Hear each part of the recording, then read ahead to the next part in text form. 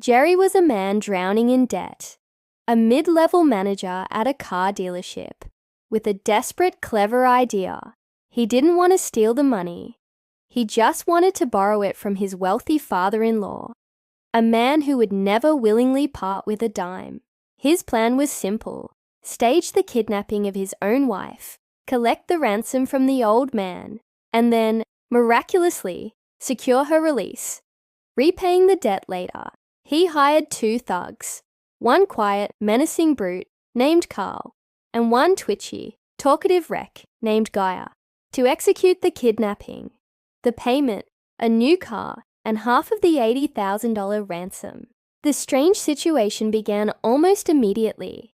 The thugs, driving the new car Jerry provided, were pulled over by a state trooper on a lonely snow-covered road in the middle of a brutal Minnesota blizzard. Gaia, the twitchy one, panicked and shot the trooper. Then, in a bizarre, senseless act of violence, he killed 2 innocent bystanders who drove past the scene. Jerry's clever plan had unraveled into a bloody, chaotic mess. The $80,000 was no longer alone. It was blood money.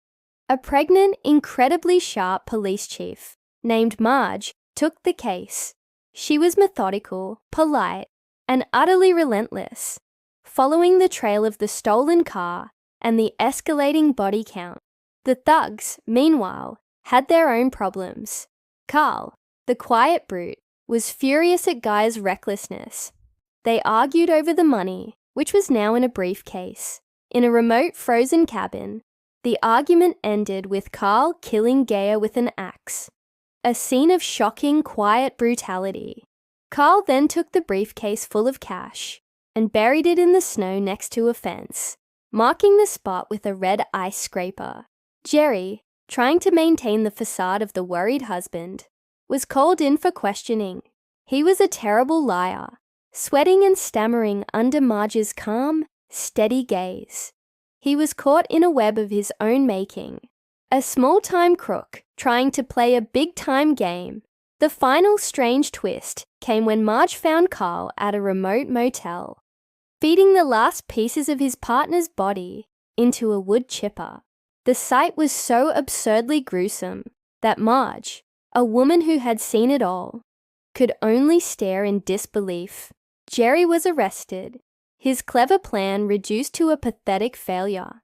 The money remained buried in the snow, a briefcase full of cash, waiting for the spring thaw, a silent testament to the greed and stupidity of a man who thought he could outsmart the simple, brutal truth of crime.